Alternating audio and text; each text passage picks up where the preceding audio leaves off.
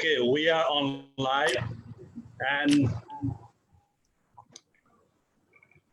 we will start our 7th series of global virtual conference.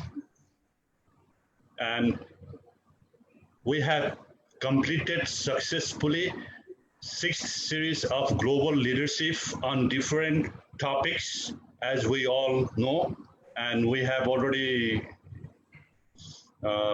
went through the Facebook Live, and you might have known, and you might have watched.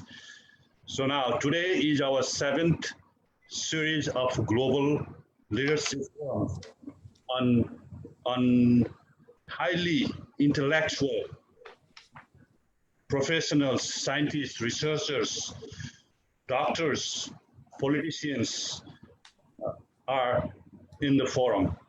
And it is our utmost duty, and we try our best to get the knowledge of those expertise so that global citizen can learn moving forward for better future ahead of all.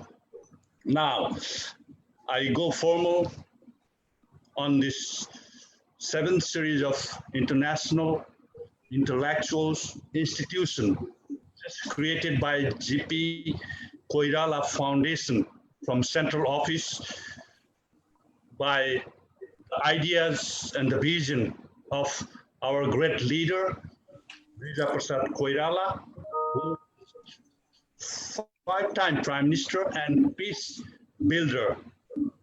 And we all know our country was in civil war by Maoist, and it is the only leadership of our great leader, Reza Prasad Koirala, brought them into the mainstream in political stream in the parliament, in the election process. And we are very much honored to have her daughter here, Honorable Sujata Koirala. Namaste. Former Deputy Prime Minister of Nepal, former Foreign Minister of Nepal, and the chairperson of GPK Foundation Central Office in Kathmandu. Please let us welcome her. Next, we have Sam Petrodaji. As we all know, he is inventor, entrepreneur, telecom engineer, and he is writing a book on how in the development area of the new world post COVID-19, and we will listen his great thoughts that we have been gaining knowledge and learning a lot from him. Let us welcome Sam Petroda. Thank you.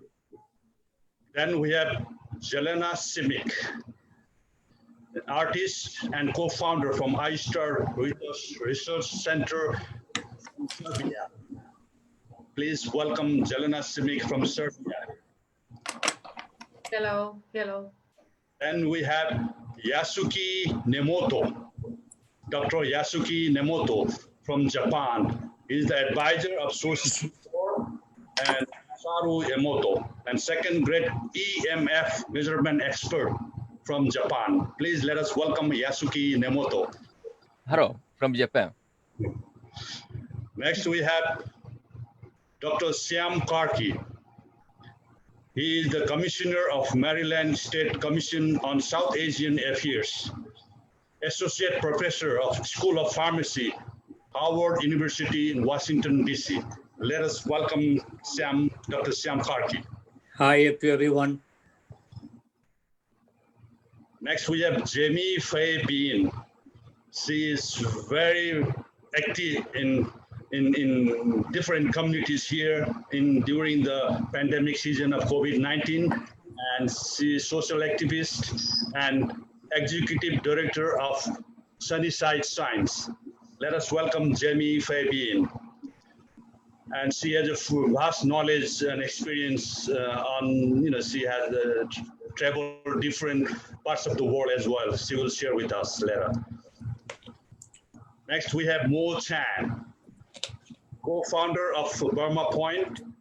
He has been promoting democracy for Burma Now it is called Myanmar, since 1999, and very active in community activities during pandemic and beyond. Please welcome Mo Chan. Thank you. Thank you, everybody. Next, we have Professor Krishna Raj Tiwari, PhD from Professor Dean Institute of Forestry, Tribhuvan University from Pokhara, Nepal. Krishna Raj Tiwari, Dr. Krishna Raj Tiwari from Nepal. Namaste. And now, finally, our last panelist, she just joined, Dr. Indira Tiwari, postdoctoral associate, School of Medicine, Hongwang University, Republic of South Korea. Please welcome Dr. Indira Tiwari. Thank you so much.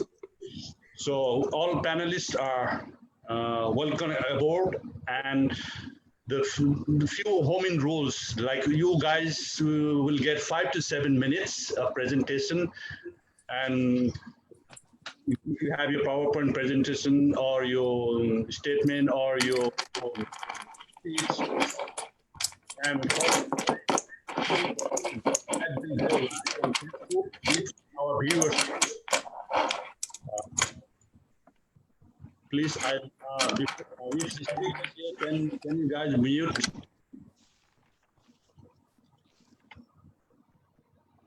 Okay, so 5 to 7 minutes of your time, and at the end we will have 10 to 15 minutes of important questions that has been asked by the viewers as we go Facebook Live, addressed to particular panelists.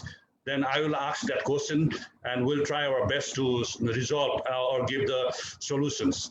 Thanks again for joining this 7th series of Global Forum. Now, without any delay, I would like to invite Honorable Sujata Koirala for her welcome remarks. Thank you.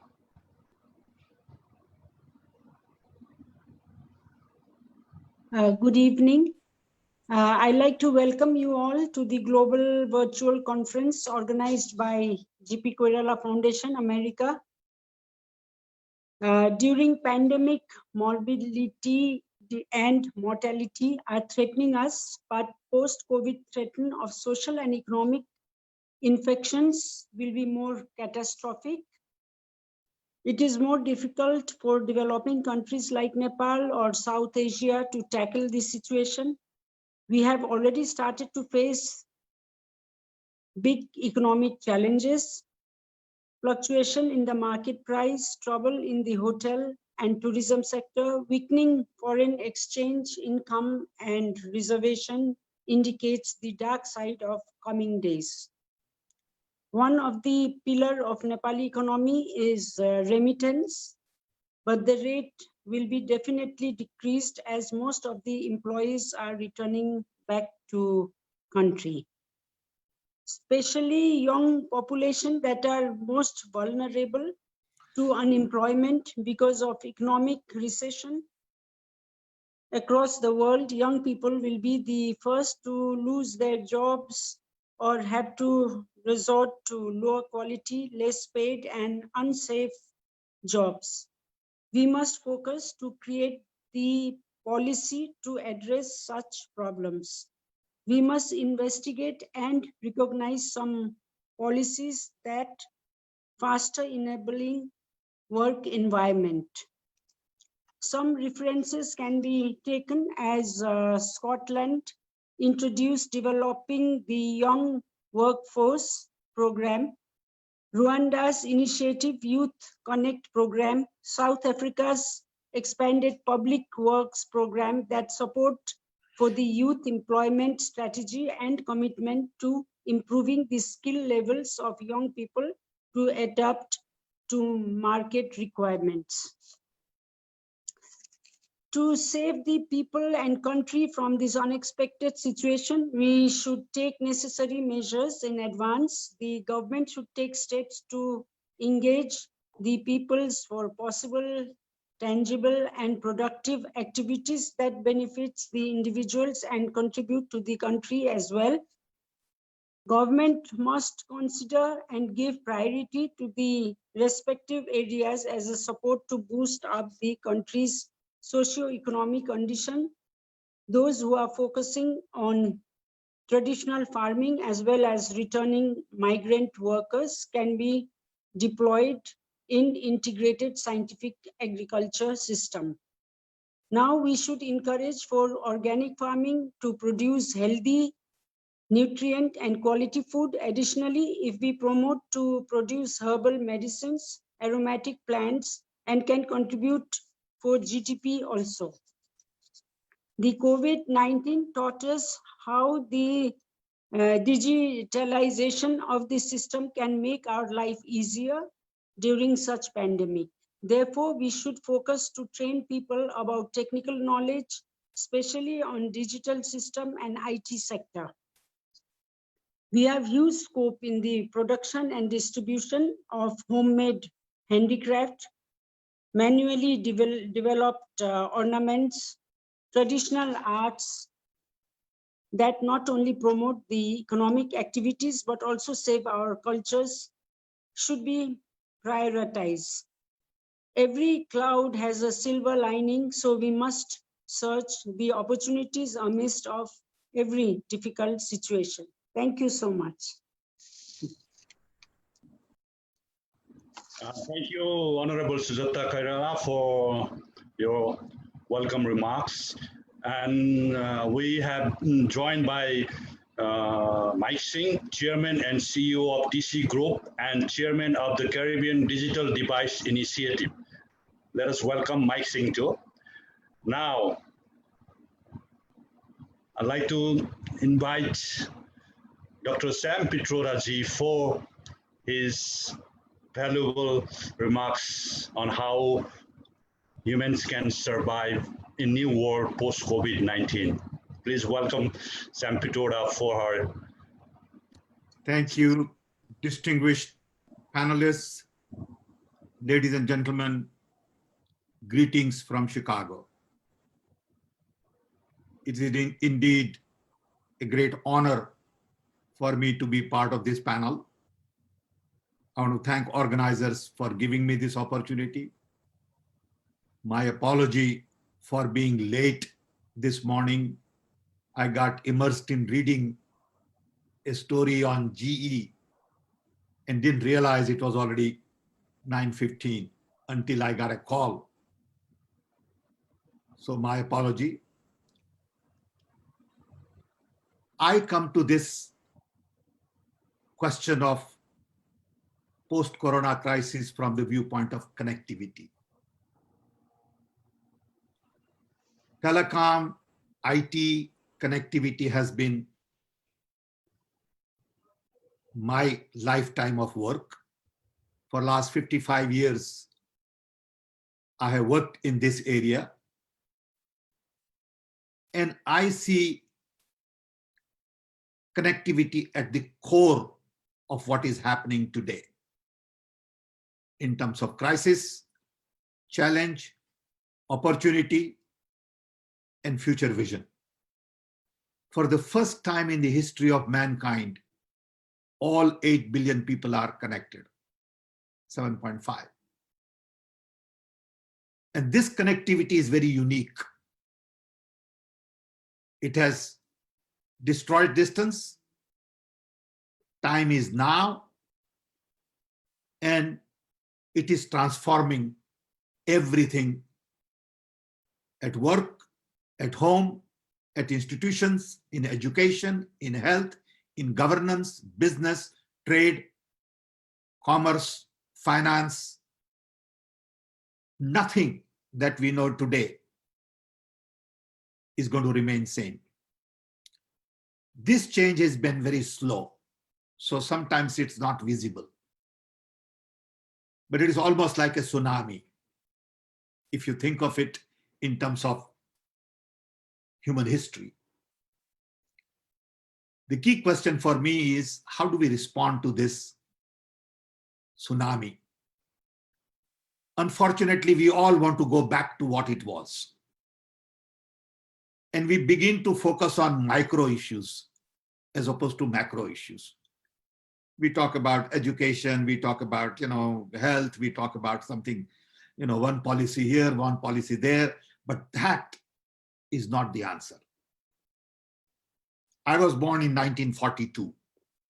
That was about the time world was designed predominantly by a group of people led by US. That design talked about democracy, human rights, capitalism, consumption, and military. That design gave birth to UN, World Bank, NATO, WTO, IMF, GDP, GNP, per capita income, balance of payment, trade deficit, foreign exchange reserve. That design did well. It avoided World War III. It built Europe, built Japan, created Asian tigers. But right after the design, Mahatma Gandhi-led independence movement decolonized the world. Then came rise of China. Then came fall of Soviet Union. Then 9/11. In the process, transistor was invented in 1947. That started information revolution. Information brings about openness, accessibility, connectivity, networking, democratization, decentralization, and as a result, total transformation. Information today is all about democratization. It's all about decentralization and demonetization. It is going to change the way we price education, health, finance. Look at Airbnb, change the idea of hotel room. Uber, change the idea of transport. Every sector, look at e-commerce, change the idea of shopping. So everything we do today is basically obsolete. And that's where you have to begin. And when you begin with that thought, you begin to see a whole new world emerge. So I'm at a point where I believe world needs to be completely redesigned. That design which was created 75 years ago is obsolete. So what is the new design? How do you create a new design? How do you convince people of that new design? World is too unequal. There is too much of inequality. World is not inclusive. So we got to take our democracy to inclusion. But then democracy is not properly practiced today. Democracy has been hijacked. Institutions are controlled. Look what is happening in India, in US, in Brazil, in many countries. Judiciary has been captured. Freedom is curbed. So you got to first put democracy on track, because information technology is meant for democracy, empowering individuals. So there is no way out of democracy in the long run, because now knowledge is accessible to everybody. So you can't control it. So you got to take democracy to inclusion. Black Lives Matter is a classical example of inclusion. In India, we have caste system. What happened in South Africa in apartheid. All these examples tell us that we need inclusion in the world. Everybody needs to be equal, respected, gender equality, race, religion, color, caste. It may take 50 years, but that process has to begin now in terms of institutional framework. So we need to create new institutions that we have never created in the last 75 years. You'll be surprised to know that in 75 years, we have not created one new institution which is global, except what was created as part of the grand design. Then we need to focus on human needs, not human rights. We can produce anything today. We live in an economy of surplus, but we wind up producing only for the rich who can afford to pay. We got to produce for people who need and not people who can afford to pay. It's a whole different idea.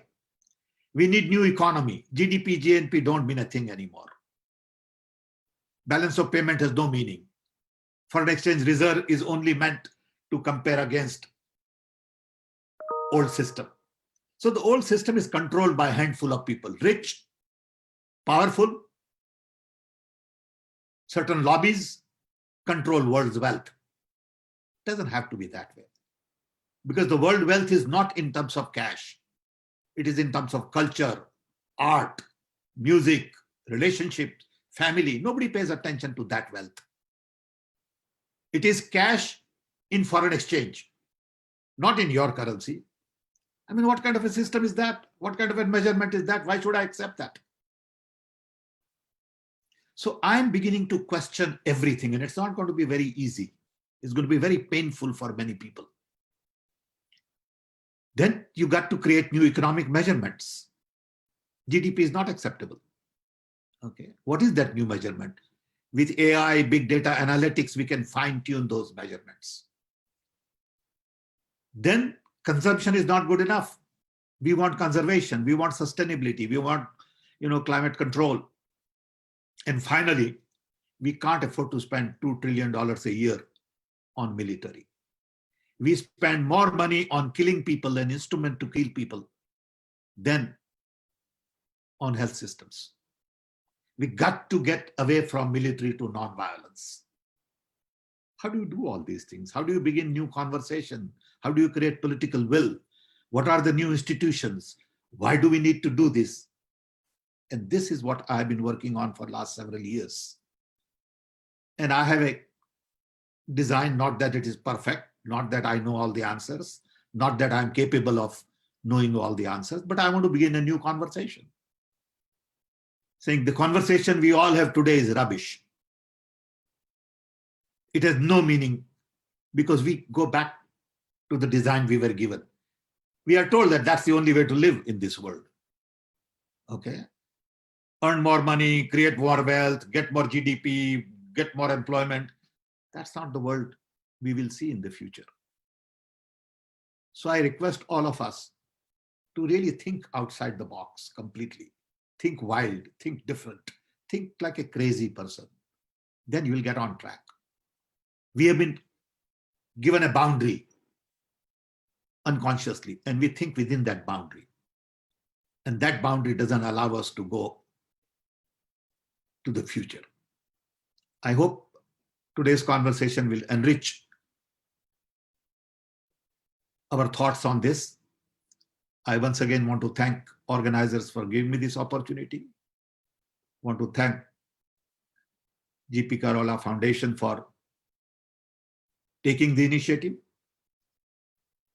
And I look forward to listening to you all. Thank you. Thank you so much for your valuable inputs, Dr. Sam Pitrodaji. And like you said, we have to change thinking, our mindset, our trend that we have been getting from backward. So we're moving forward. Now, I'd love to invite Jelena Simic from Serbia.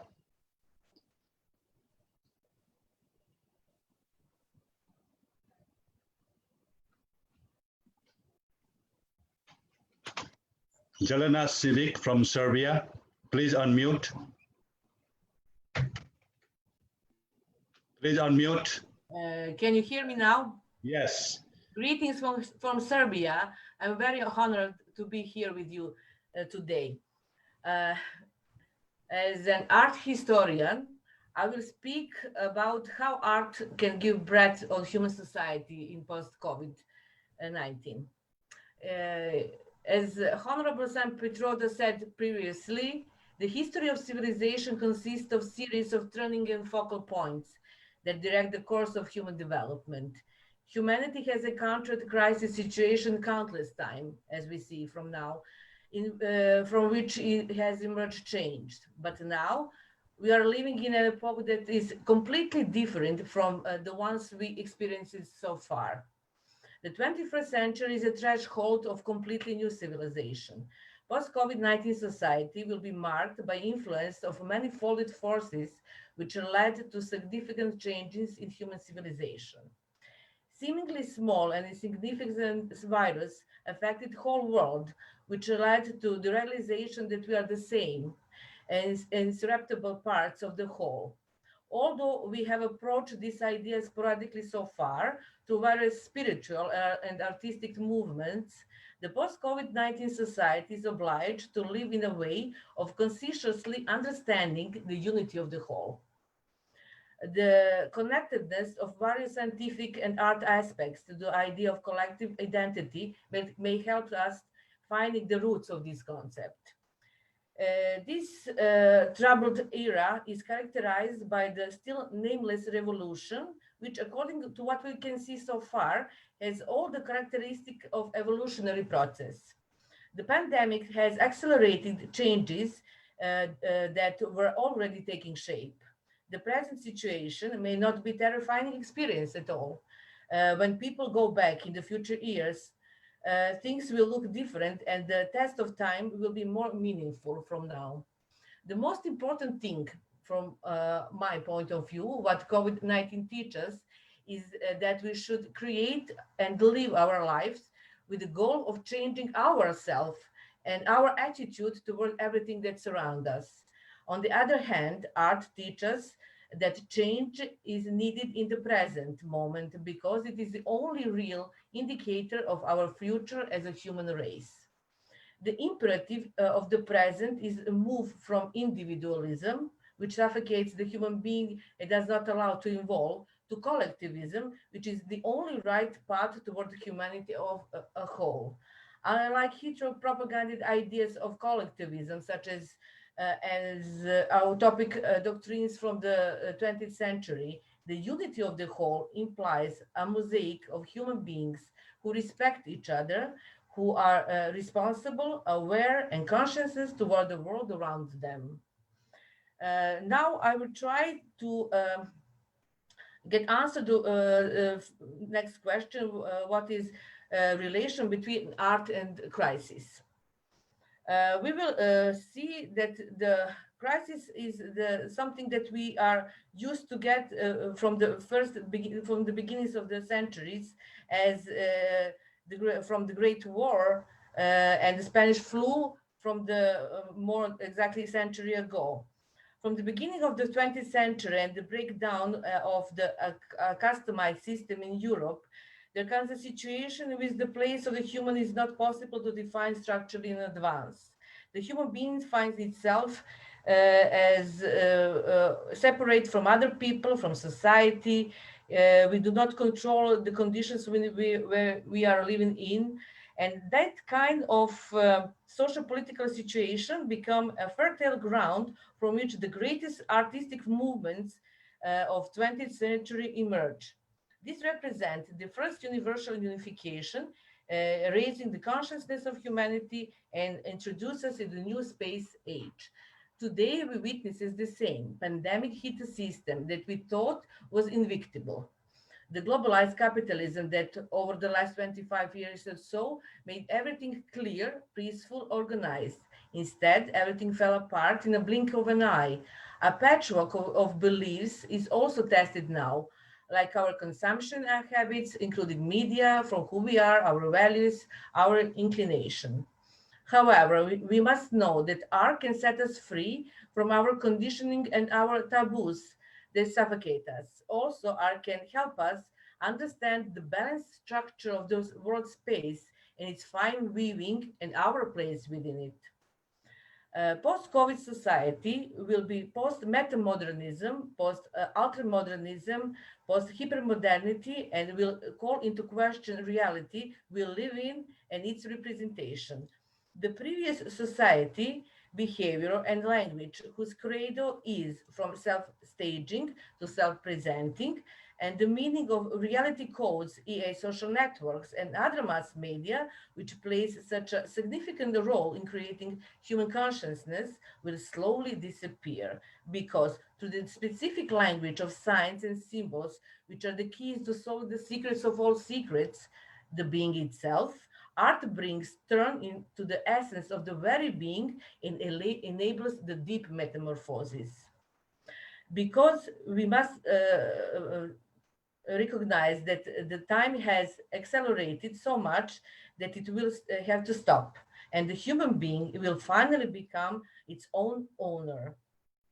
The planet Earth is the planet of symbols, as we said, the symbols are the language of the art, and cultural archive of the whole. It is very important to emphasize that understanding art, a history of civilization, is not a mere enumeration of artists, their works, or learning the technique of artistic expression, etc. It is understanding the very meaning of existence and restoring the lost virtues of humanity. The future inhabitants of the planet Earth are obliged to preserve the cultural archive of the whole.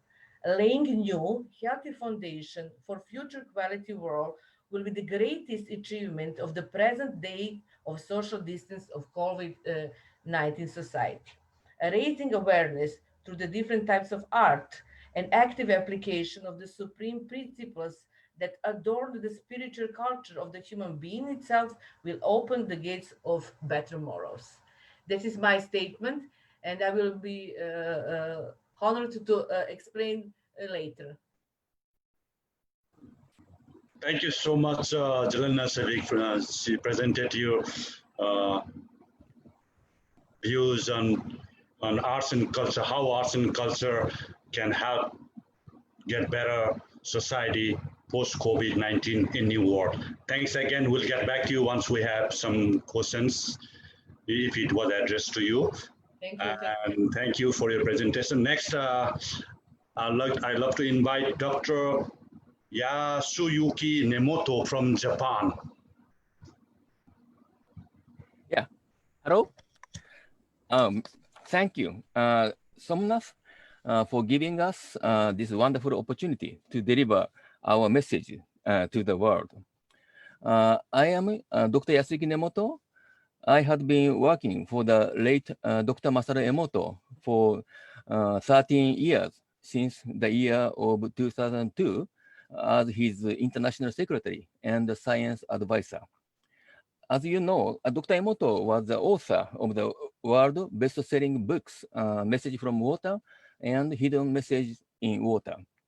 Using water crystal technology, Dr. Emoto showed that water is affected by human consciousness. When you give a good vibration, like love and gratitude, water crystal showed a very beautiful hexagonal shape.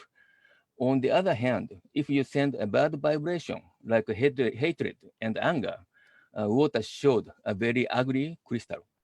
Unfortunately, he passed away in October 2014. Since then, his staff, including myself, continue to spread Dr. Emoto's message further to the world. And Dr. Emoto was saying that the virus will emerge when our collective consciousness has lost harmony. That is when our collective consciousness becomes unbalanced. This is so because the virus is half material and half living, and it is affected by our collective consciousness. I will show you a presentation now. So I will use sharing the screen. Can you? The host is making it not effective. Somnath, can you allow me to show the presentation or sharing? Okay, now it's okay. So here I show you just one slide. This is from Dr. Emoto's original presentation. And here at the center, you see a virus. The virus is located between the world of material and world of Hado. Hado is actually, it's a Japanese word, but the meaning is like a vibration. Or you can say, this right side is a spiritual world, or the world of thought, or world of consciousness. And this, left side is a world of material.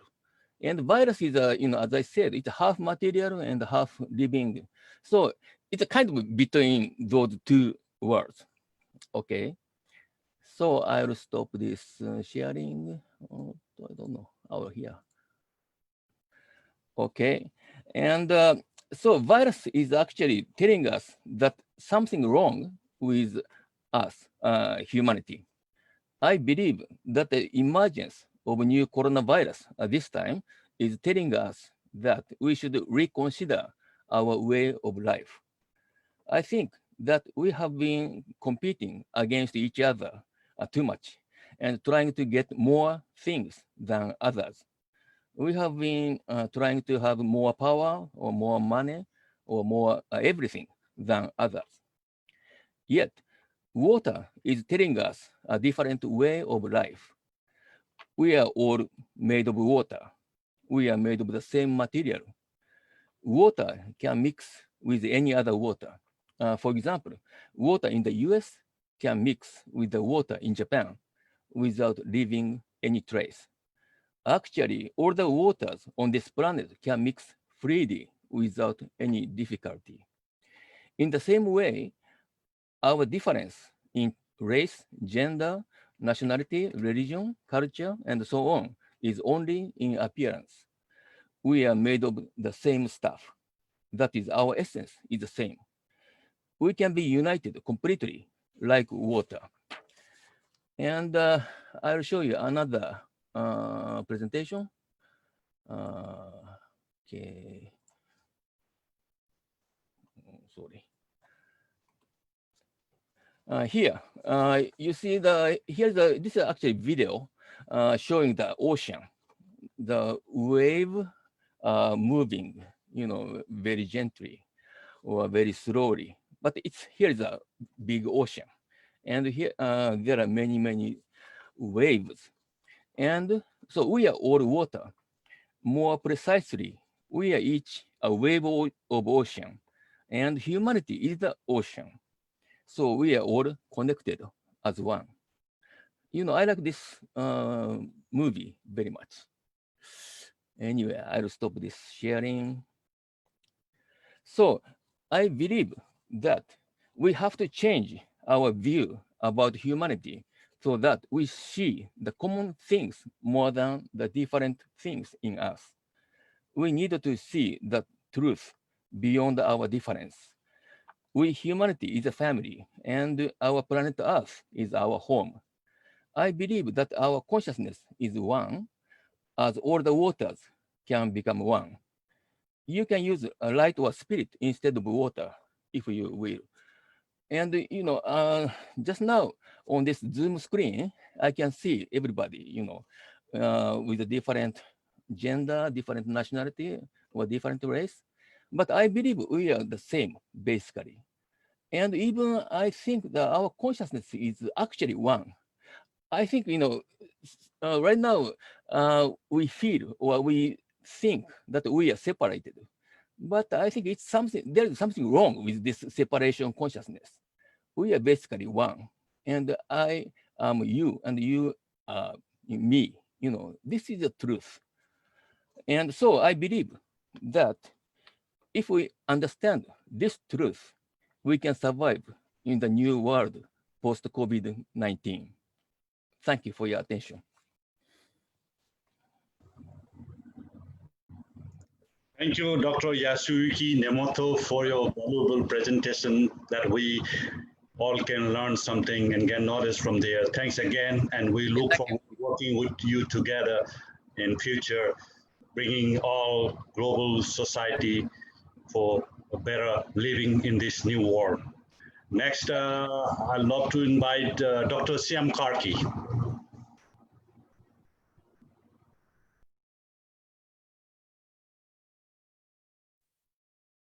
Good morning, everyone. Honorable Deputy Premier Sujata, my friend Somnathji, and all the esteemed panelists. Good morning to all of you from Baltimore, USA. By training, I'm a clinical research scientist. So I'll deal with this topic more from the scientific point of view. What's happening now is that for the first time, the whole world is coming almost to a stop. The economy is devastated.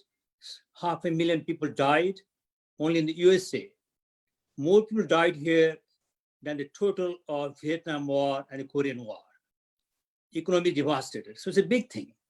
Now the question comes, what brought it to us?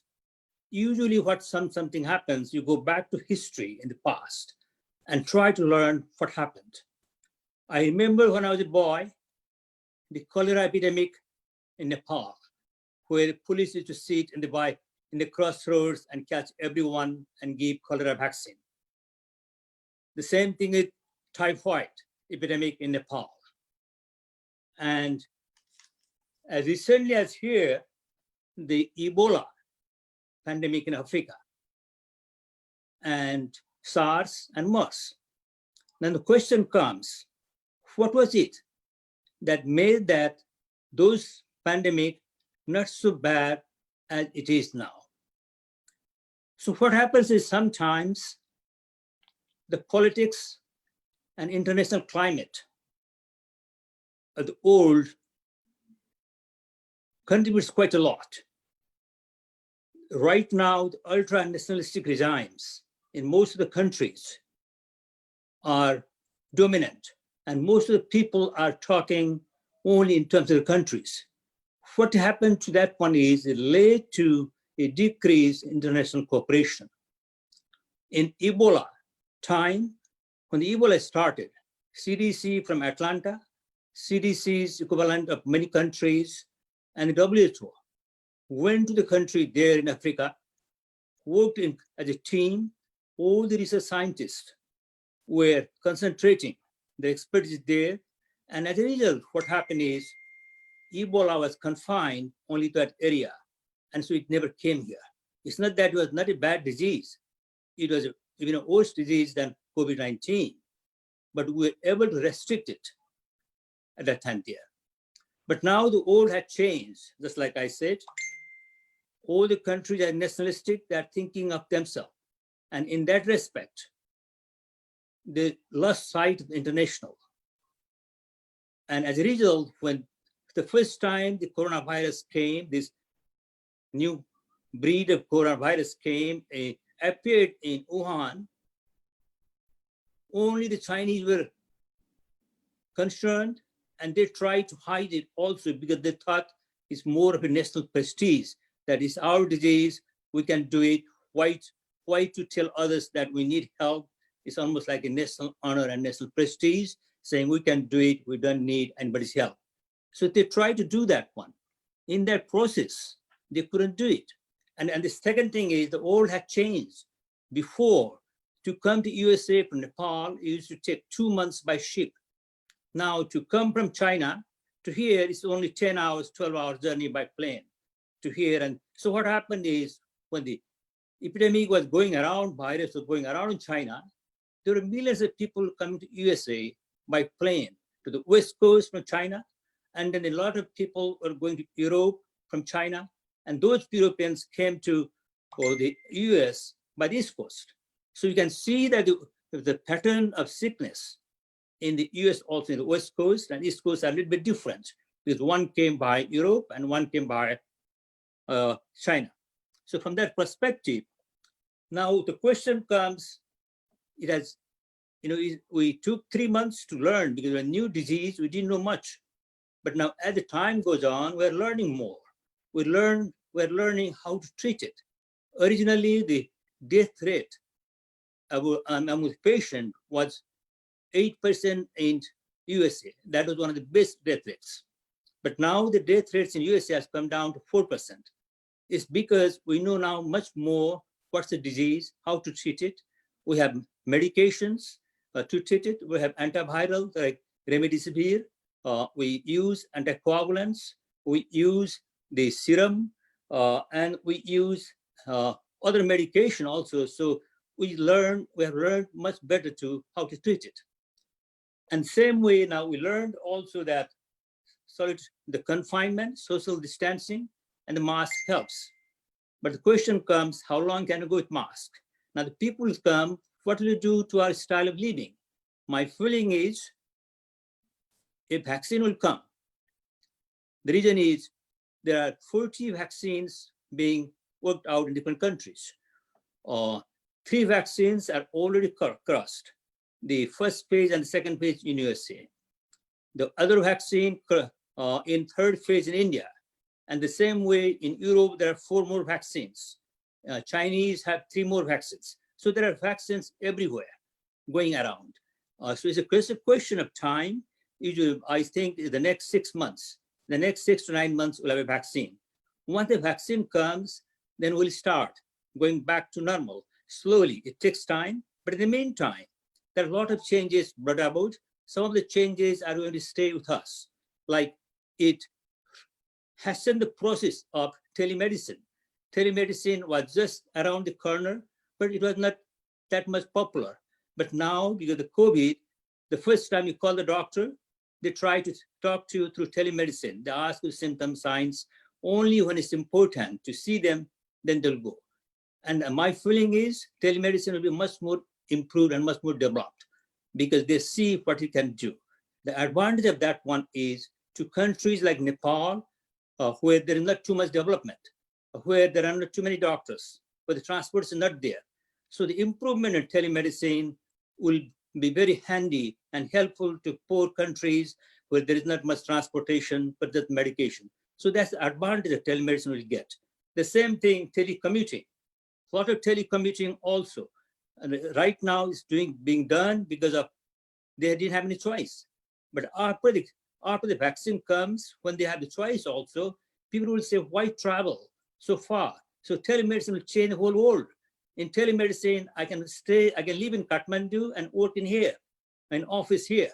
So the question of old citizenship will start evolving because it will just erase that distance. So people can work from anywhere by telemedicine. Right now, all the X-ray reports, all these things are shipped to India at night and the reports come back. But then when the telemedicine improves, then we can even do X-rays right in India. You don't have to do X-rays here and send the X-ray pictures. We can do X-ray right in India. We can do the same thing in Nepal. So from that perspective, it's a very good development for countries like us, whereby we can take advantage of the latest developments. The same thing in also in shopping. A lot of time we used to go to shops, shopping malls, big malls. Now we don't go to shopping. I order most of the things by Amazon. I have started even ordering grocery by Amazon. So the same thing will happen. Now I'm just imagining now a time will come when I look at the mangoes of the season here in Nepal and say, I want that mango, this mango, send it to me, and then I can order. So that way, international business, international trade and commerce will change also. So from that perspective, the other thing the countries have learned, like Europeans have learned, that they have formed a consortium of that all the scientists will work at one vaccine. They are raising almost $3 trillion so that they can use that money for development all around Europe. So it has forced the countries saying, we need to come back. We need to be corporate and we need to work as one country. And with this one, I think the WHO will be more powerful. And the reason is they can almost like monitor every infection that happens, every disease that happens. This way, disease, infections, they're going to come. But what we'll do is, because of the international cooperation, they'll be confined only to certain areas so that they won't play the same havoc that is playing now. The same thing about medications. You can see the HIV/AIDS medicine, all of them are manufactured in India. The reason this manufactured in India is, if they're manufactured in the USA, that will cost you 1,000 times. And the people in Africa cannot afford that one. That's why there is an international agreement whereby the drug companies will give the patent right to India, and India can export only to Africa and Asia.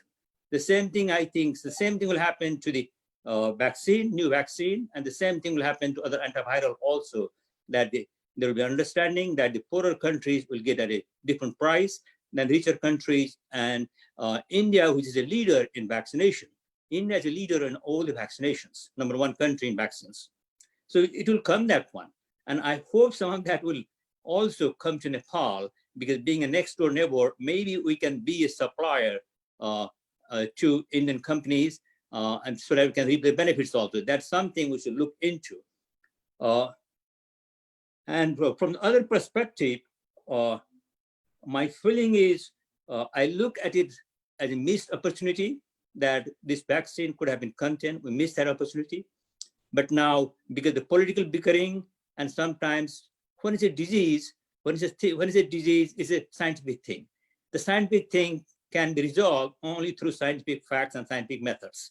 So we need to listen to the scientists, for resolving scientists, but all the political other manipulations, that is the one where the elected leaders come. Because of the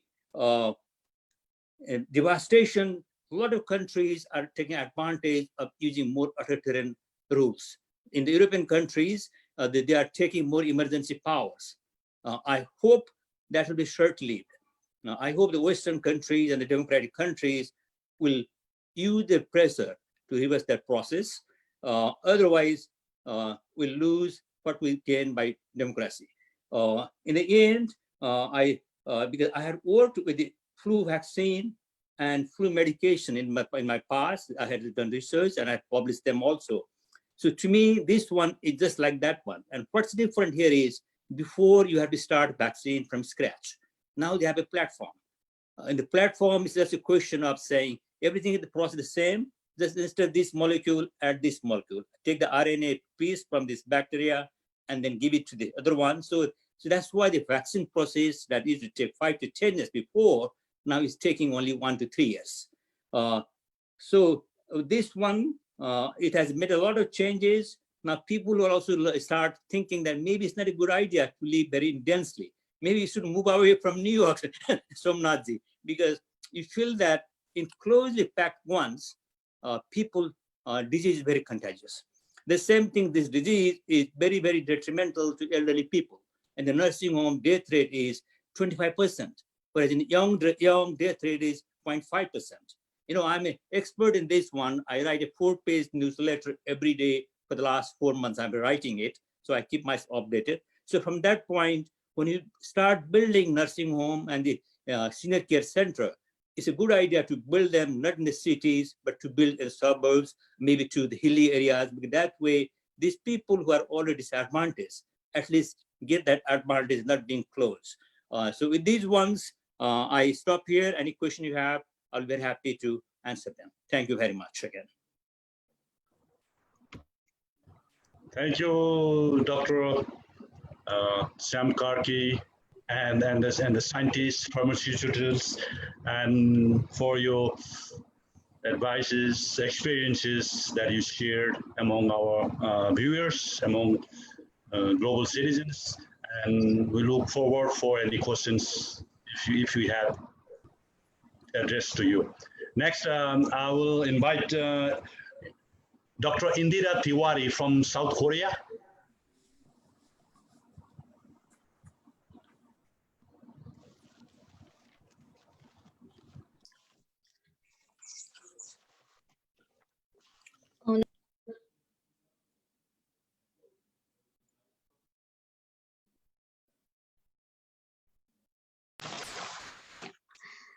Honorable Sujata Koirala ma'am, ladies and gentlemen, good evening from South Korea. Thank you for having me here today. Thank you GPK Koirala Foundation for taking the initiative.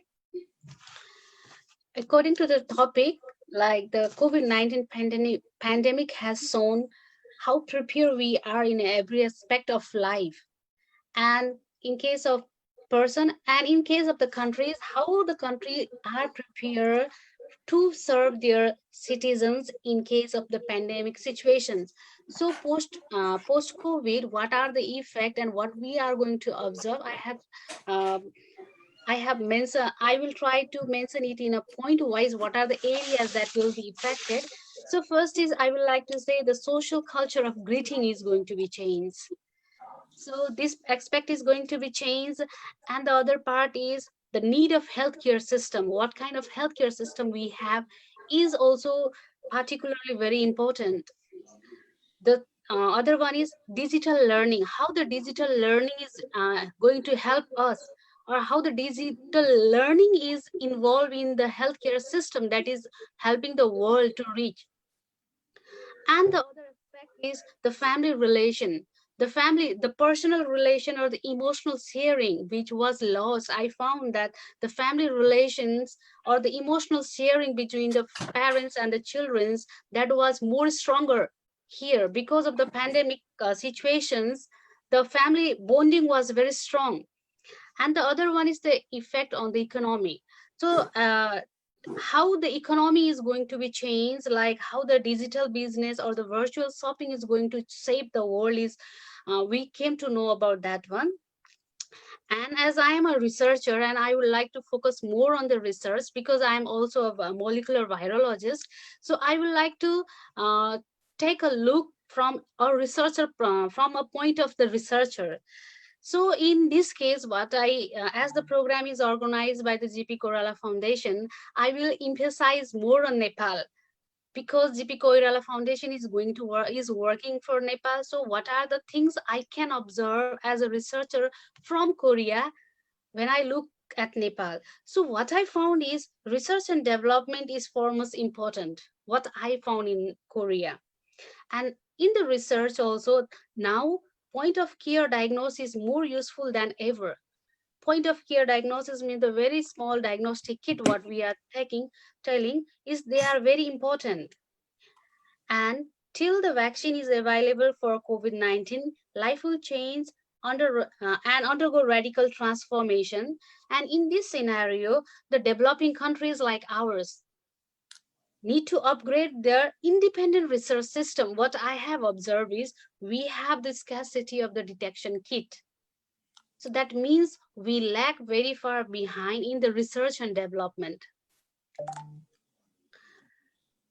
And now the other is while the world is showing that in case of the research, the race for vaccine development has united the researchers from all around the globe. And I want to say, like, how are we Nepalese researchers being united and to develop the healthcare system in Nepal, and how the GP Koirala Foundation is going to shape it or bring the intellectual from all around the globe that will help in shaping the healthcare system in Nepal. So I will also like to emphasize more on Nepal, and from here is we need to improve the telemedicine and tele-research, not only the telemedicine, as we also need to have a tele-research. I have seen so many friends from the US, they are helping in the research and they are they are not being directly involved, but they are using this Zoom as a platform to develop the labs in Nepal. I have found some of my friends who are in US and other countries, and I myself, I'm involved here, how we are using this digital platform to develop a lab in Nepal, and how we are helping our friends around the world who are freely volunteering to develop the AI system, healthcare AI system. So as I would like to more emphasize to GP Koirala Foundations, if it will take the initiations to unite or regain the brain, the brain drainage which is happening in Nepal now, if the GP Koirala can take the initiation in bringing the intellectuals from outside the country so that we can have a very good healthcare system developments, because there are many intellectuals who are persons who are working outside and who are willingly and they are trying to return back to Nepal. And I think GP Koirala Foundation should provide that foundation for the researchers like us, because what is my observation from Korea is we have a very good research system here. So there was no scarcity of the detection kit, and there are more than 100 system or 100 locations for the easily detection of the general public, that has helped the Korea to flatten the curve. So I think GP Koirala Foundation should help or emphasize more on telemedicines and developing the research and development system in Nepal. Because like me, there are many youth who are willingly who are trying to help Nepal in case of research and developments.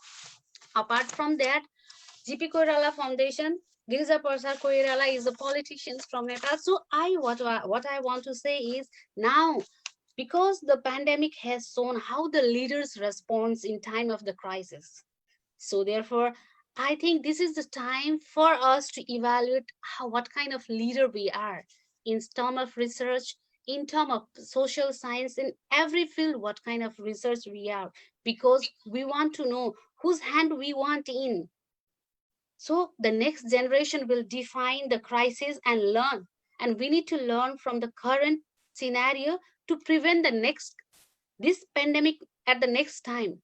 So I think this is the need of time that Nepal should have a very good research and development system. And I think it will help. The GP Koirala Foundation can get huge support from all around the world to unite the excellent brains. And we have maybe in next time, if we don't need to depend on the others for such kind of detection kits, and we can develop in the telemedicines. Yeah, that is the thing what I want to say. Thank you. Thank you so much, Dr. Indira Tiwari, for your valuable advice. And definitely, GP Koirala Foundation is taking initiation for this in every field, like you said, in health, in education, and in digitalizing. In the suburbs area, start from the suburb areas. So definitely. We are there and we are working on it, and we are bringing all the world's intellectuals, researchers, scientists, educationists, politicians, like you said, to make our developing countries into the next era of a developed country. Yeah. Thank you again. Next, I would like to invite Jamie Faye Bean. Hello, everyone. Greetings from New York.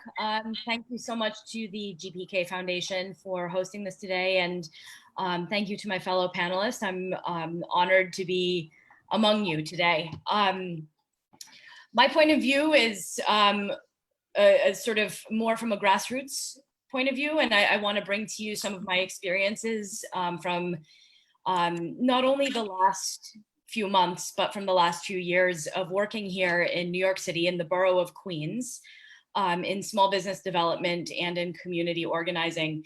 And it was so interesting listening to Dr. Petroda's statements, because I'm so interested to know, how you see the re-envisioning of our institutional social government structures in light of this, because I think it very much ties into my observations from the ground level.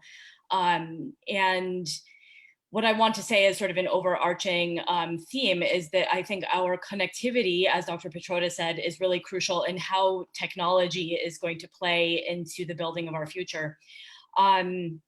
So here in Queens, my job is in small business development, and I manage what we call a business improvement district in Sunnyside, Queens. And I've got about 300 small businesses that I work with on a day-to-day basis. And they are overwhelmingly owned by immigrant business owners. It's an incredibly diverse corridor with our business owners speaking over 20 different languages.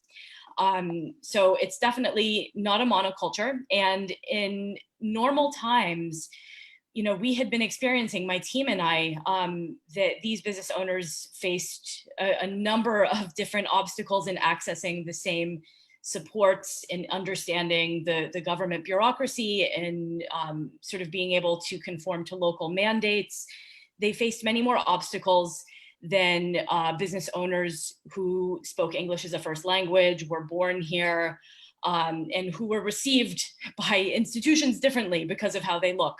And I think that the current crisis has only amplified many of those disadvantages, although now, because it's happening on a massive scale, it's finally getting the attention I think it deserves from many normal people that, for whom these issues of small business development and small business survival are not a daily preoccupation like they are for me.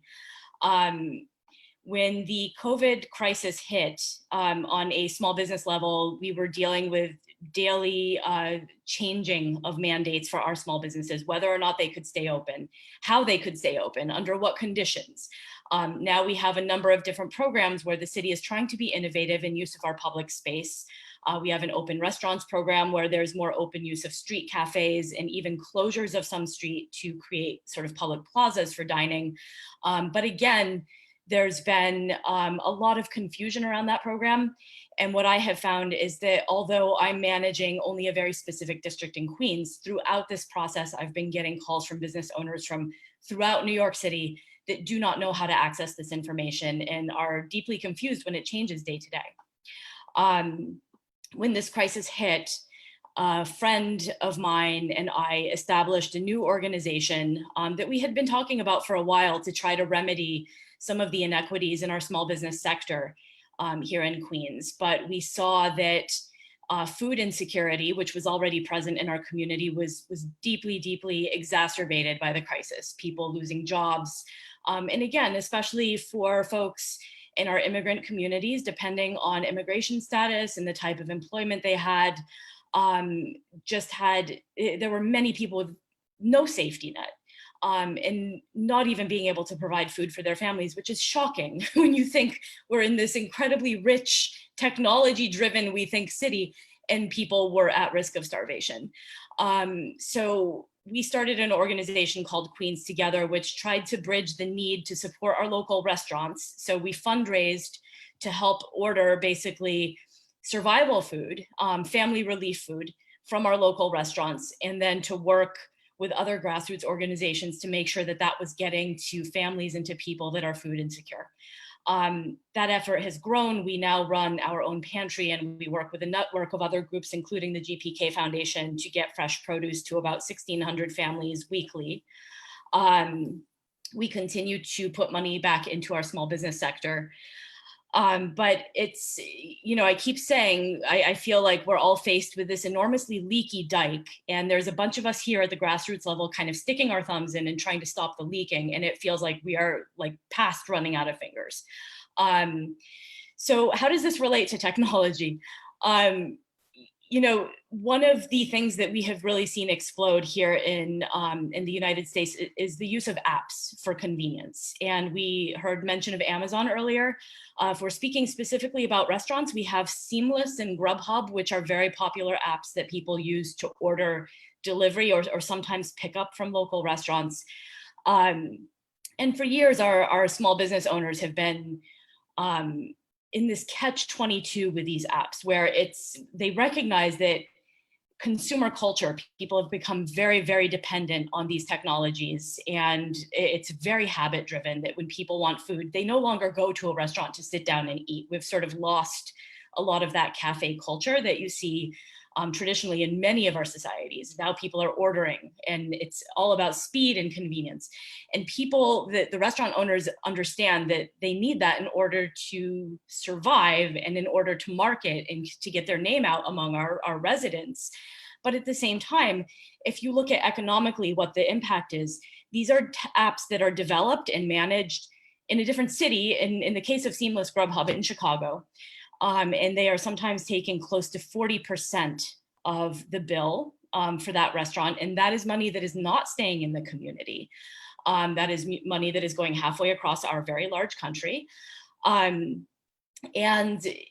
have our small businesses that are working on smaller and smaller margins. So there's really a compounding of issues, especially for the most vulnerable small businesses, which again, those are the folks that I work with here in Queens. They're people that already have disadvantages in terms of access to capital or in terms of language access. And, the last few months has just been an exercise in scrambling to try to get information to folks. And technology sometimes has been a great ally. We have used WhatsApp, for example, to communicate with groups of over 300 merchants in both Spanish and English on these daily changing mandates. And that's, it would have been impossible to get information to folks in the way that we have without some of these technologies. But I think when you mix in the issues of capitalism and profit, and you really look at how technologies interacting with our hyperlocal economies. I would say it's very important, especially if you are in a developing economy. Technology is amazing, like we love it, right? I'm not saying we should do away with technology, but we really need to have a much more critical and deeper understanding of the interaction of technologies with hyperlocal economies. And again, like how is that being used at an official level? Because here in New York, the official sort of approach to technology tends to be very reactionary and reactive and resistant because there are security issues or, you know, and so what we have is an official government structure that is not embracing technology in a way that is helping to nourish our local economies. And then we have consumers using technology in a very convenience-based, habit-based way. So again, I don't want to minimize the power that technology and connectivity has for democracy. I think that that's enormously important. But I do want to, again, say that understanding the economic impact of different ways of connecting and who we connect with and how are we designing technologies to connect with different people and to support really our neighbors. That's something that we need to be much more intentional about moving forward. So those are my reflections from the ground here in New York City, and I want to thank you again for this opportunity. Thank you so much, Jenny Fabian, for your valuable views on sharing your experiences from the grassroots level, and that we have been working together, and she is helping and supporting all the communities here in Queens. And one of them is GPK Foundation as well. Thanks again, Jamie Bien, whatever you're doing, we are doing great, and we are with you. And next, I love to invite Mo Chan.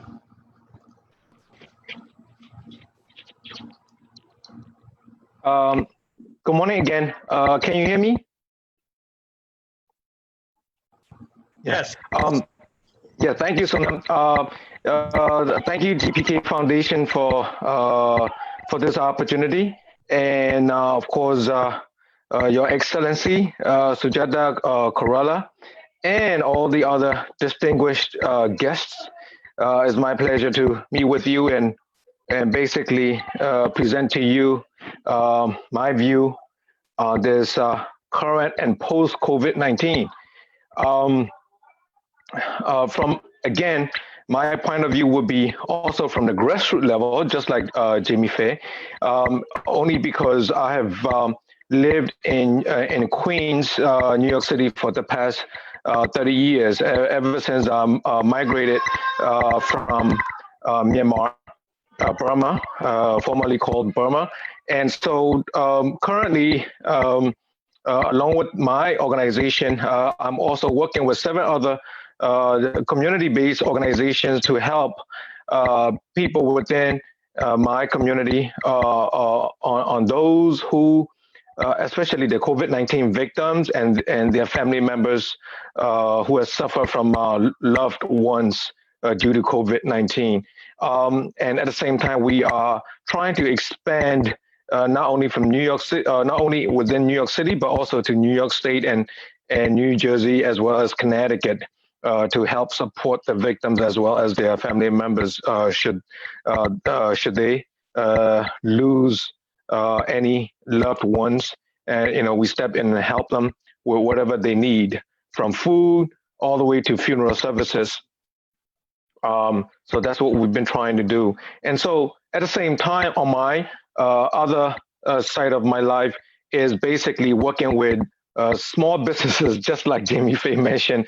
And I was listening to her with an amazement, only because we are facing some similar situations. And so on that end, and I would like to mainly touch on 2 things. Again, with the technologies that we've been talking about is the biggest topic over here this morning. And another topic that I would like to add on to is the environment. both are very, very critical. Both are, I would say, it's beyond control. Especially the environmental issue is out of control. But technology, I think that it's all depending on the governments of the world, whoever that have the authorities to make the proper decisions, possibly at our demands, grassroots demands. Because my point of view is that technology is great if you know how to use it. If you use it for your goods, if you use it for the public goods. But there are always flaws. It's not only with technology, it's with anything you talk about it. Food, let's say food. Food is good. Almost everybody loves food. I haven't seen one person does not love food. But if you abuse it, that's a problem. There's consequences. So similarly, with technology, this is what I'm seeing is that companies and leaders of those companies come with some of them. I'm not saying all. They come with greed. Greed for money, greed for more technology, greed for customers, greed for many other things. To be greed for greed to, I would say, to be superior. Over other technology companies. So that comes. There's not only with those technology companies. Today we're also having different countries in the world. Some countries in the East, some countries, especially a well-known case scenario is all public, is between China and the United States, right? So it has something to do with greed as well, to me. So unfortunately, that's life. Unfortunately. So unless responsible leaders of the world do not act responsibly, we will continue to face these kind of problems. From there on, that greed continues to lead us to environmental disaster. Because of the environmental disaster, we are having so many different problems today, including COVID-19.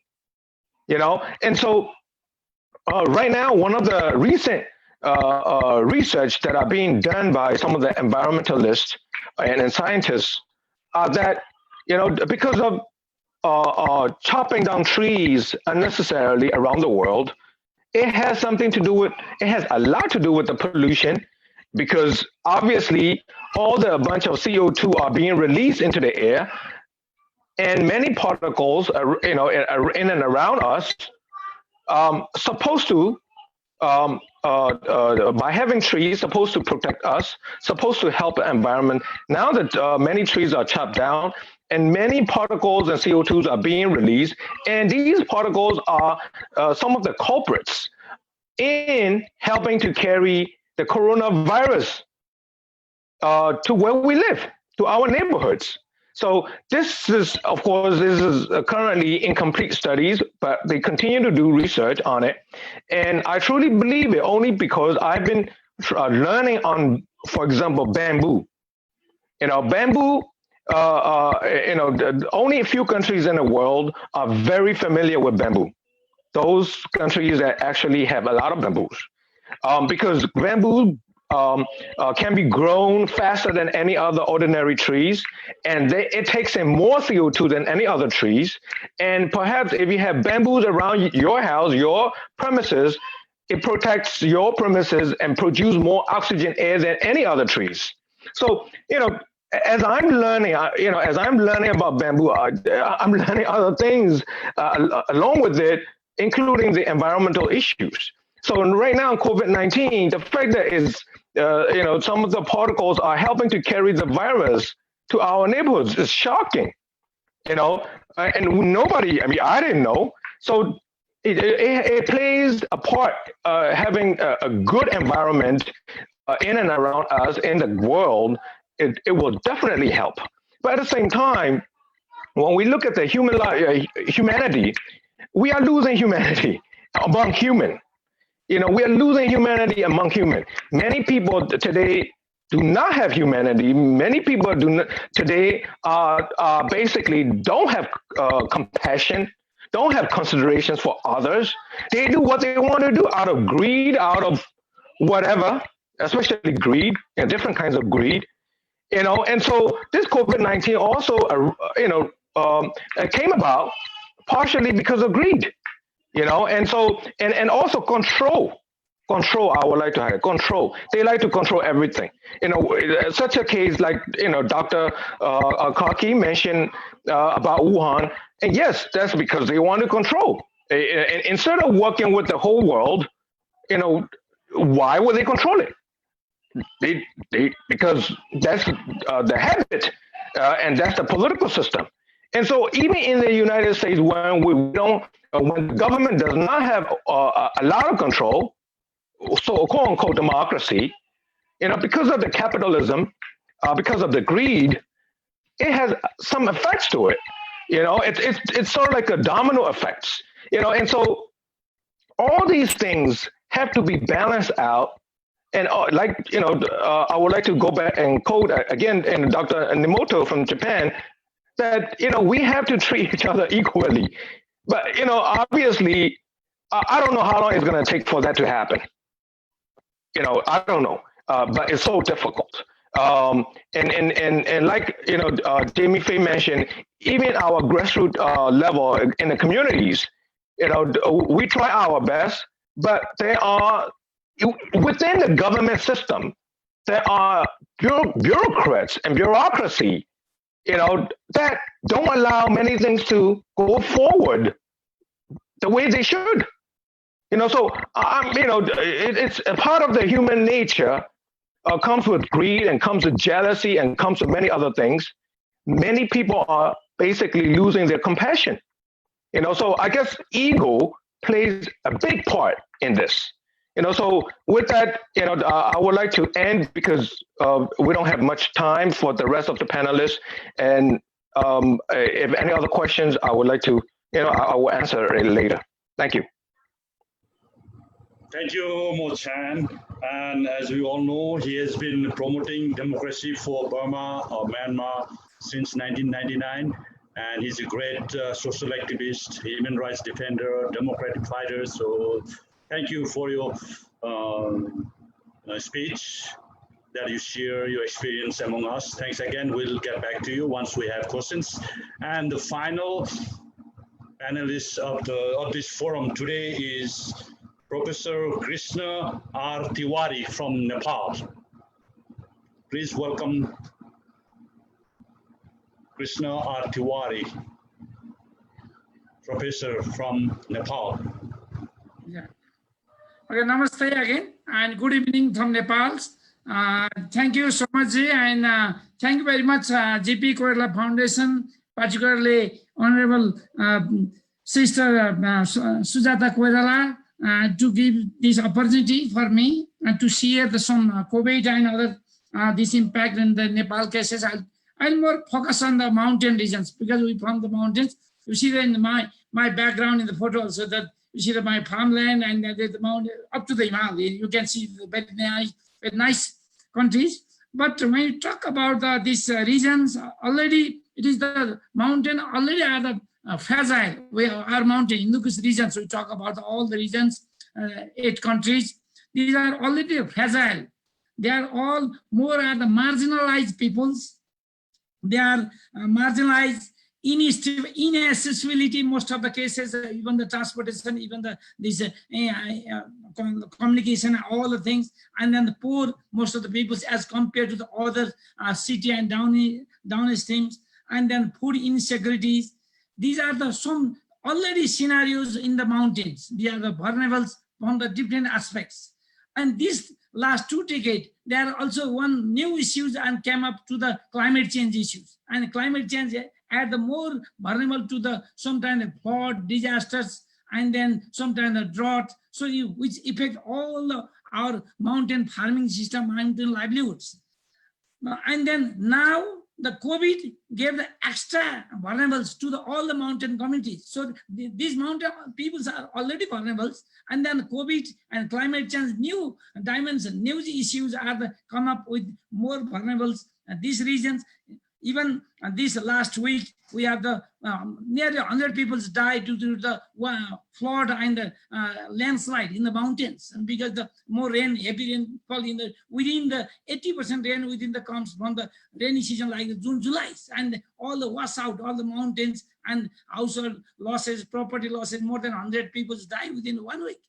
But when talk about COVID also, we are luckily less. We have around only nearly 39 people die. Now we are luckily and more less the people human casualties. But this all the vulnerabilities added this problem with our mountain, with the unemployment, because the mountain, those global pandemic cases to the migrant are because our mountain are the most remittance come from the Gulf countries, and then support for their households, because the only 3-4 months support for the food for their own productions. When they come back to the their own countries, then there is a problem with the food insecurities because of the no incomes. Then also we have the problem with the education, because we even in mountain we are using, and most of the household they are using even the kerosene for the children for the light and the reading and writing.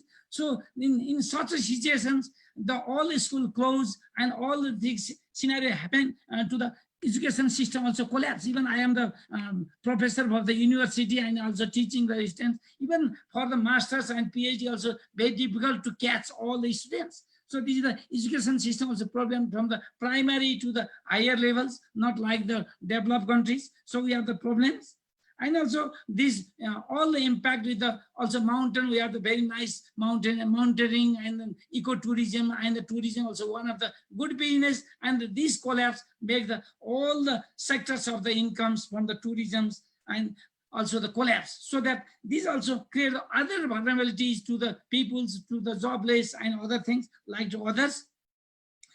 Then which result to the decrease the remittance-based economy, and then also the all the even some pocket of the agriculture product, also this blockade of the communications, even transportation, which affect the to blockade to the market systems or disturb the market system, which also even small farmers cannot sold in their vegetable in the suburban area, which also hamper to their small economies.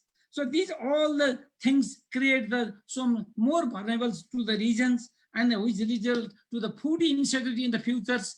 Might be the food insecurity because the youth also come in the back from the these Gulf countries and others, and also the which enhance further degradation with the mountains, fragile regions, to the degradation of the resources, even the poaching, even the forest deforestation for their livelihoods, and also the intensive unplanned this farming, which made more degradations, and also which ultimately affect on the conflict in the society about the poor and rich, and then those who are the have and have not. So which affect to the all the conflicts, and then these effects to make also the effect on the society, and also by these some modernizations which make up our traditional systems as the breaks last 20 years, because this communication, some migration, so our traditional system value, and then common sharing about among each other for the resource management, even the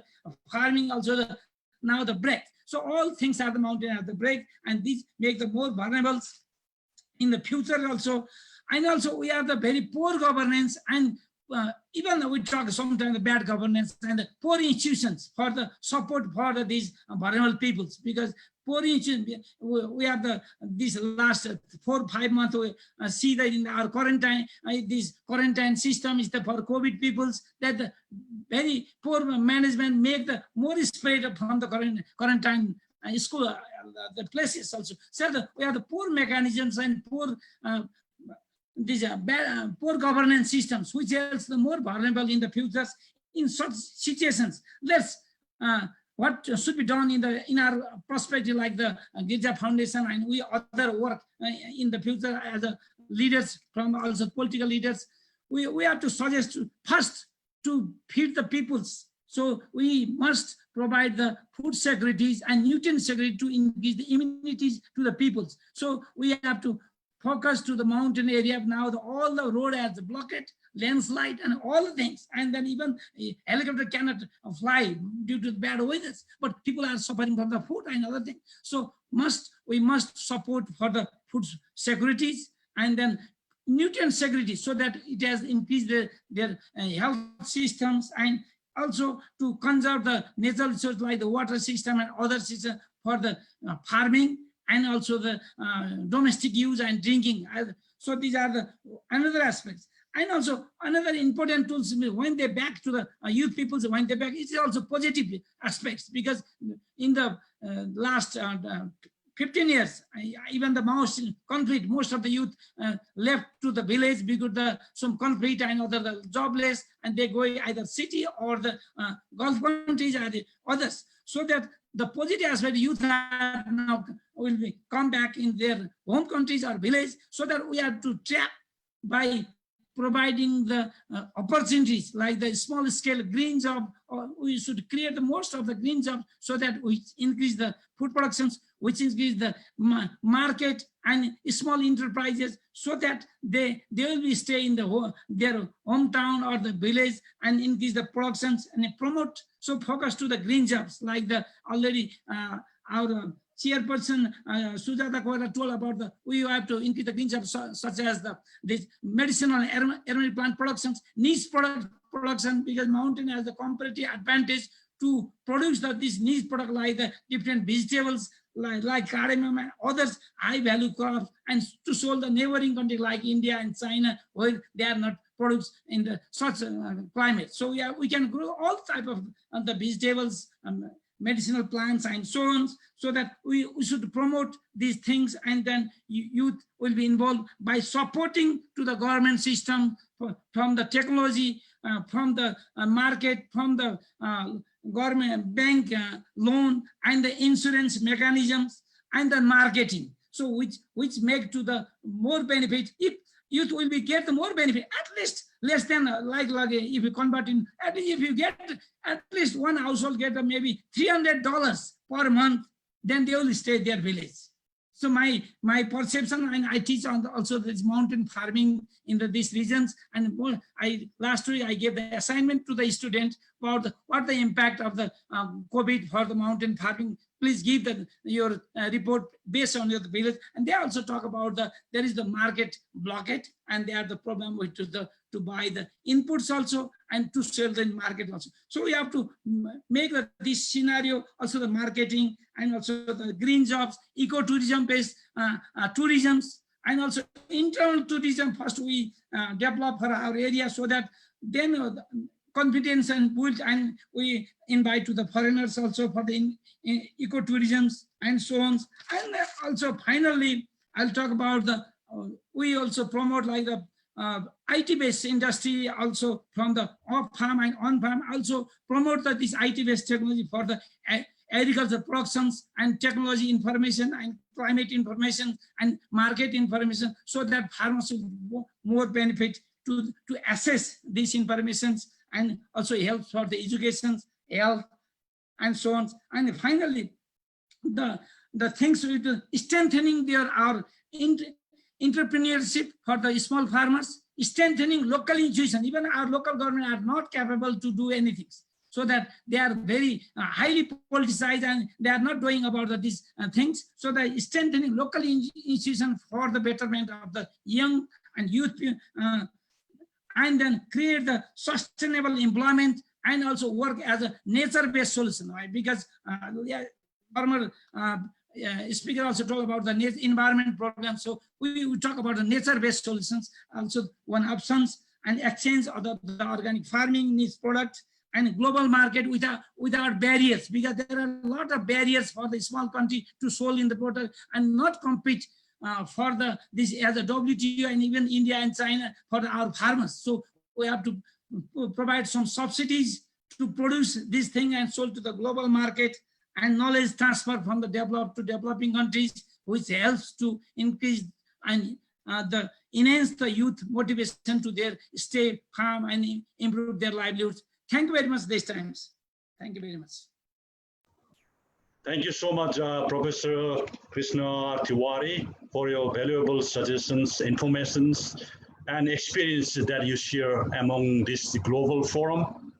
Thanks again, and we look forward working with you with your suggestions and inputs for the foundation would be a great asset. Now, thank you all the speakers, all the panelists who presented their views on the given topic. Without any delay, we move into the second session, that is QA session of 15 minutes only. And this forum will end by 12 noon, 15 more minutes. And I have a first question to Sam Pitroda, Dr. Sam Pitroda.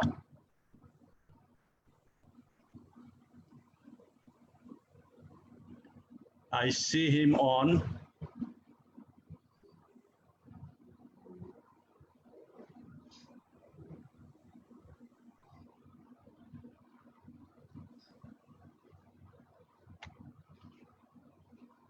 Dr. Sam Pitroda.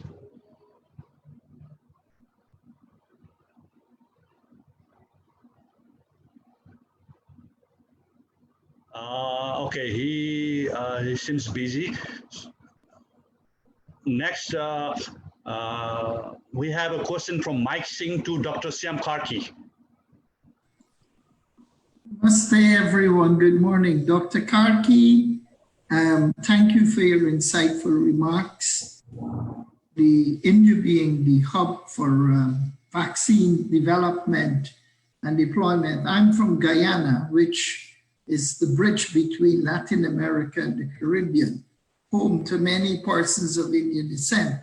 But Guyana is a developing country. In fact, all the countries south of the Rio Grande, which includes Mexico, Guatemala, Honduras, El Salvador, Panama, Costa Rica, and all these countries, and all of South America, developing nations. The US considers us a third border. But we have more in common with the challenges of developing countries than we have with the North. The North is basically finished. Population is aging. The pendulum has swung from the North to the South, and it swung from the West to the East. We hope that India will have some mercy on us in Latin America and make those medications available to us at the same price point that it will be sold in South Asia and also in Africa, because America is facing tremendous challenges. I also wish to add, the lunch Sam Pitroda talked about, the whole new architecture. It's urgently needed, or else you're going to have a lot more problems. You're going to have mass social uprisings throughout the world that makes the Black Lives Matter movement or the Bolshevik Revolution movement look like child's play. Mahatma Gandhi's philosophy is far more relevant today than the words of the great capitalist, scribe, who wrote the word, from Scotland. His name eludes me. But the Western thinkers need to understand humanity, compassion, empathy, and doing good. These are universal values. How many cars can we drive? How many homes can we live in? People outside your door haven't had a meal. I've always been wedded to the ideal that said, the greatest good you can do is to lift another human being out of poverty. And it's because of people like Dr. Sam Pitroda and the late Rajiv Gandhi. India is today leading in the world of connectivity. The IITs and IIMs, which Nehru had the vision to start. This is why India is taking the lead. And I very much agree with everything Samji has said. I'm in the same field as he is, but I'm a little child compared to his endeavors and his accomplishments. I'm always happy to learn from him. So my question to you, Dr. Karki, what do you think is going to happen to us in Latin America in terms of the vaccine. And of course, I'm happy to help Nepal with connectivity because he does that here in a huge way. Thank you, sir. Regards to vaccine, there are different teams working on it. WHO has a big consortium of more than 100 countries working on the vaccine. The European countries are working, also 4 countries are working with the drug company and 2 vaccines. In the USA, they are working with 4 vaccines. In India, they are working on 1 vaccine. They just completed the first one. So it's a question, it's a competition of which one comes first. Then in the meantime, what US has done is the companies have already started manufacturing. The reason is by the time they complete and prove that it's effective, if they start manufacturing, then it will take under 4-6 months. That means under 50,000 lives lost. So we cannot afford that one. So there is an agreement between US and some of the drug companies saying, look, you start producing the drug. If it's effective, you sell it. If it's not effective, we'll subsidize you. And the same thing WHO is doing also. And it's very interesting that India is manufacturing on its own. Even the Oxford vaccine that the British are producing is being manufactured in India. They are manufacturing 5 million doses right now and hoping that it will be effective. If it's not effective, they'll throw it away. But they're doing that one because we don't have the luxury of waiting for the manufacturer to start only after it's effective. So they're doing that one. And the third thing is with the WHO, they have come to understanding that the vaccine will be subsidized to the poorer countries. Otherwise, they can afford it. The same thing with the antiviral remdesivir. Here in the US, for one patient, it costs you $30,000. So it's almost impossible for them in the underdeveloped countries to do that one. So WHO and other old countries will just collaborate, just like with HIV/AIDS vaccine, so that they can produce in India, and then they'll send it to only the poor countries at a different price. My feeling is the same. That's why all the countries have to come together to do this one. Everyone cannot go all by themselves. By going by themselves, that's how we brought this problem on us.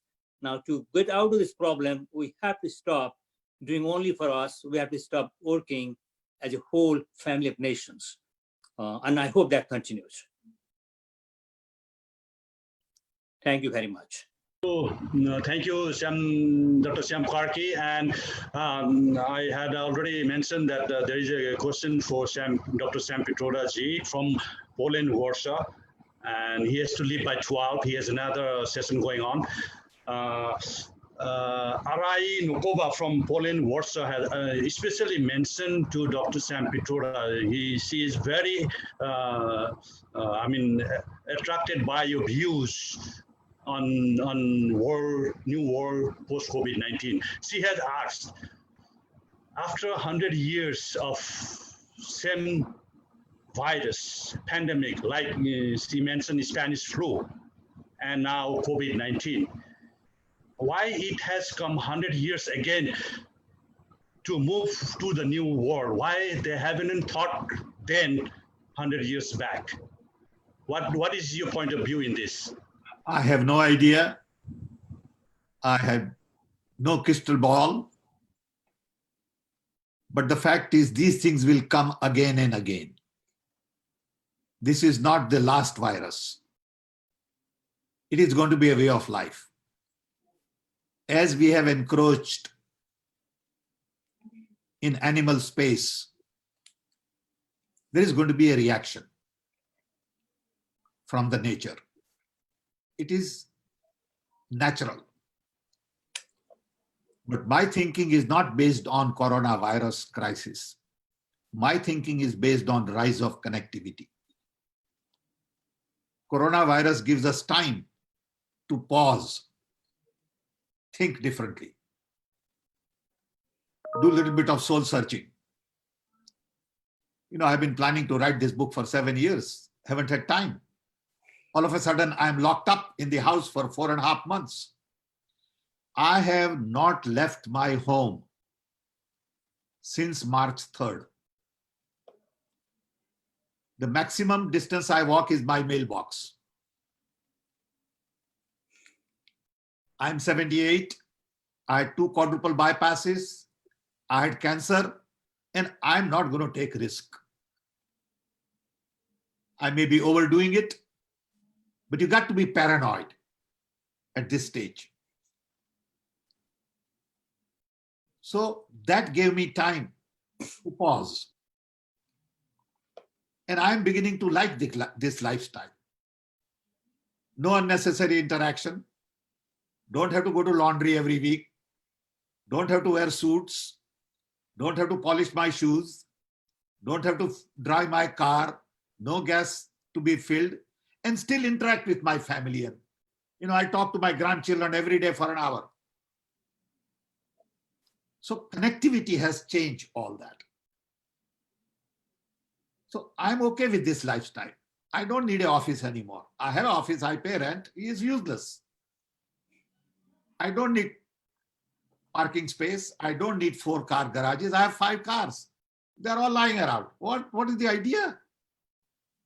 So I'm beginning to go through my own soul searching, saying, how did I get into this lifestyle? With 5 cars and 700 ties and 50 suits. They're bogus. I don't need all that. Like Mike said, go back to Gandhian thought. Let's conserve. Let's have simple life. Let's sacrifice. Let's work for others if you can. I'm happen to be lucky to be able to devote time on other things. So I think coronavirus has helped us all to take a pause and reflect in our own way. And everybody's right. I'm not saying I'm right and somebody else is wrong, because we all have different experiences. So we all reflect in our own way. And everybody is right in their own way. But you got to realize that there are 2 important things in life: planet and people. When you go away from these 2, you have a problem. You got to worry about nature, sustainability, global warming, ocean, water, all that, air, environment. That's one piece. Because if we die, Earth will survive. If Earth dies, we won't survive. We need Earth. Earth doesn't need us. Earth has millions of others living systems beside human being. We are just one. Then, for all of us to survive, we need respect, dignity, concern for other human beings, love, affection, family, friends, well-being of my neighbor. I don't need to fight with anybody. What is the idea in fighting with anybody? I want to worry about our agreements. I don't want to worry about disagreements. It's okay to have disagreements. But out of 100 things, if you have 70 agreements, let's work on that. Don't worry about 30 disagreements. I think we need to rise as human beings from petty stuff that we compare, that we compete, like Shyam sir said. Okay. I think these are real issues in life. So I don't have an answer why COVID came now. I'm glad it came now, in a sense, because I think the world had gone too far. Okay. Too much competition. So when you look at world model today, it is US model or Chinese model. I will grab the market. I will control the industry. I will be more competitive. I'll have more products, use my products, expand my industry. Come on, give me a break. There is more to life than that. So it can't be American model or Chinese model. It has to be third model. It has to be a model based on humanity and planet, where no one is a superpower. There are multiple powers. We all have. Just because Nepal is a small country doesn't mean they don't have power. A lot of my friends, I was talking to somebody a couple of days ago and he said, why are you talking to a video call on Nepal? I said, why not? Just the mindset is very different. You see, everybody matters. Everybody is a good person. Everybody should be loved. And the change has to come from within. It's not very complicated. It don't need global theories and management professors and all that. It is just from within. If enough of us change, world will change. With this, I got to go because I have another call at 11 o'clock. Thank you.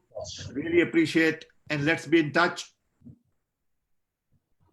Sujata ji, thank you for joining us. And I'll follow up on other issues.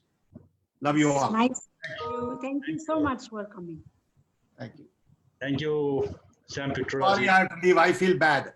No, it's okay. Thank you. Thank you. It's terrible. We understand that. Thank you so much. Thank you so much for your valuable time and precious. It's my pleasure. I'd love to remain in touch, and anything I can do, just feel free to call me.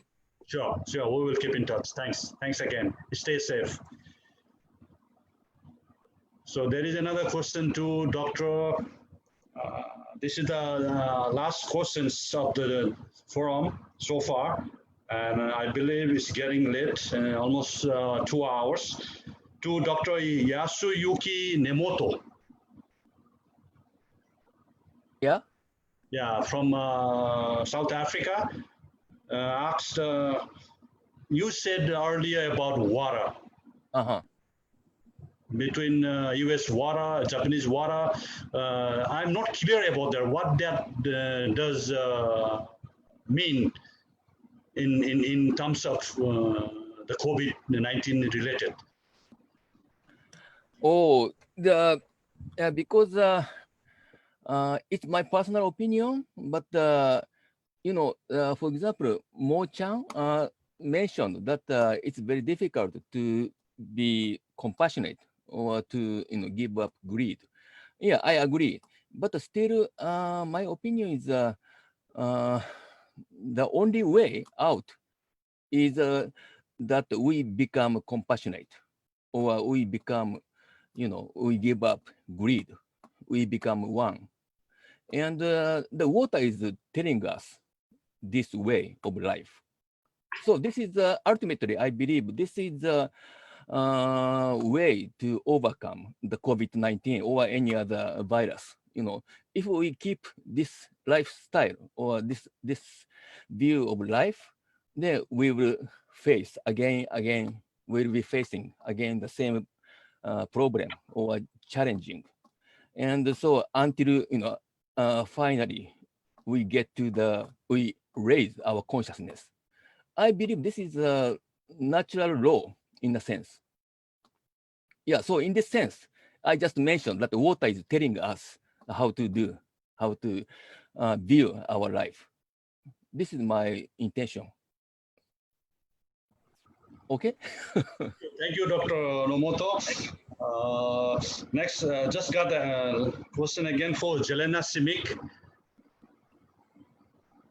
How, as you an artist, how arts and culture can affect or help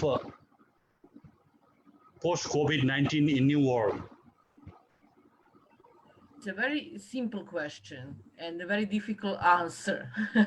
How to manage this type of I think this is a situation here that we do not understand. As I said previously, this is an evolutionary process. Previous question was regarding why COVID happens now. Why? Because we have some circles in our lives, in our civilization, that we must forward step behind or step forward to learn some lessons. How art can teach us and other things regarding to cultural studies. We must emphasize that the greatest discovery of 20th century is ignorance. We do not know anything about unity. We do not know anything about the unity of the whole, that we are the same, that we are the all inhabitants of the planet Earth. We are speaking only about how COVID impact regarding our lives in other ways than our lifestyles, than our way of thoughts. We must learn how to think about others, not about ourselves. We must learn how to serve humanity. We must learn how to be better persons here. What is art? Art is our essential need to be better persons, to be better human beings. Art is that is something within our genetic code. Without art, we won't be human beings. So what will be a post-COVID-19 society? I hope and I know that it will be the society without wars, without problems, without economic problems, because we must learn from now on to be humans, not only passengers through this life, not only be something that I don't want to deal with you. I don't want to deal with this problem. I do not deal with this kind of virus. I'm only thinking about my entertaining, something like that. No, it's not. Or my posing on social media. It's not that. We are the same. We must be the same. Otherwise, we won't exist. Life only exists as a unity of the whole. I'm not a living person without you. I'm only exist with you all here. And my meaning is to be part of unity, not individualist here.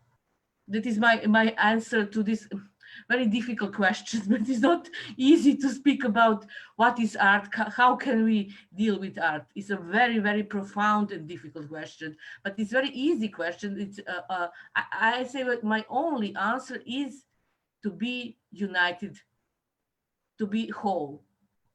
That is my answer.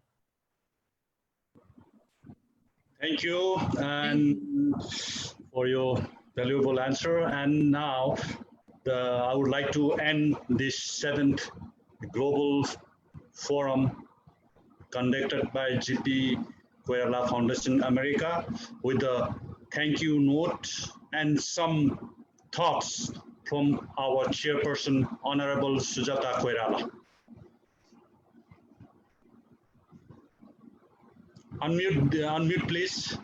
Unmute, Dijo, please. Yeah, I want to thank you, Somnathji. It was, and everybody who joined this conference. It was very nice sharing knowledges and our experiences with each other. And well, somebody was advising, I think Indira Tiwari ji, she was advising GPK Foundation for research-oriented work. And I want to also thank Professor from TU University, Mr. Tiwari, also Mr. Tiwari, for supporting foundation in Nepal University for the research work. And we are going, he's also a dean of an faculty for forestry and herbal medicine. And the foundation has signed MOU, and we are going to really focus on research-oriented program, and with other universities also, with science and technology, and in other subjects also, foundation is going to do research, and we will maximum use students to focus on the students, give them for the research work at the university. So I'm very glad to hear about post-COVID. And I think in Nepal, I can tell you that we have learned a lot. We were always very dependent on foreign countries. We are very dependent on INGOs. And now the Nepali people's eyes are open that we have to depend on our own self, our own country. We have so much resources. Nepal is so rich country, and we have never thought about using our resources. We have never thought about developing our country with our own resource, you know. So this is an eye-opening, and I think also has a very positive side. Thank you so much, everybody, for joining this conference. Thanks a lot. Thank you so much, Honorable Sujata Koirala. She is the former Deputy Prime Minister and former Foreign Minister of Nepal and the chairperson of GPK Foundation and central office located in Kathmandu, Nepal. And we look forward all of your thoughts and can flow your information and get connect through us in our email at gpkcenter@gmail.com or gpkamericas@gmail.com. And please share your views, your suggestions, your feedback, and we look forward taking it into consideration and work together to make the world better ahead. Thanks again to all our panelists who participated in the 7th International Intellectuals Institution run by GP Koirala Foundation. And thank you so much, Honorable Sujata Koirala, for your valuable time as well. Thanks again. Stay safe and healthy. See you soon. Take care. Bye-bye. Bye. Namaste. Good night. Namaste. Good night. La Krishna ji, thank you. Hazur Didi, namaste. Hazur, thank you.